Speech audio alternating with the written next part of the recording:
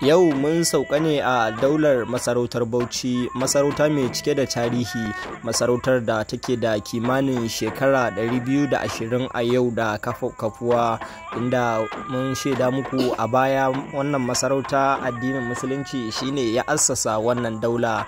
Bari mu jiro muku sunayen sarakunan da suka mulki wannan daula tun daga kan sarkin Bauchi na farko zuwa sarkin Bauchi mai ci a yau, wanda ya fara sarautar Bauchi kuma wanda ya kafa wannan masarauta Malam Yakubu, inda ake ma wannan gari lakabi da Yakubun Bauchi, Baucin Yakubu.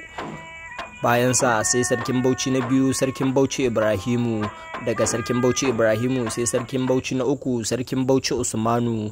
Sarkin Bauchi na hudu, sarkin Bauchi Umaru.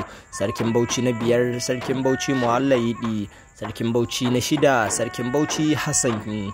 Sai sarki na bakwai, sarkin Bauchi Yakubu na biyu. Bayan sarkin Bauchi Yakubu na biyu ne sai aka tafi sarkin Bauchi na takwas, sarkin Bauchi Yakubu na uku, Majewasa kenan. Bayan Majewasa sai aka yi sarkin Bauchi na tara, marigayi Malam Adamu Jumba. Bayan rasuwansa sai ɗansa ya gaje shi, sarkin Bauchi Sulemanu Adamu.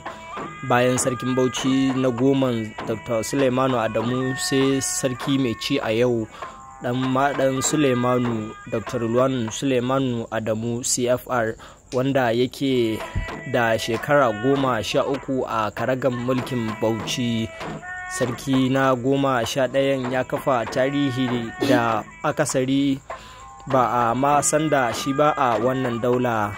A ƙoƙarin da sarki yake yi yana kan fito da wasu abubuwan da ya sha kai a arewacin Najeriya, inda ake alfahari da wannan abu.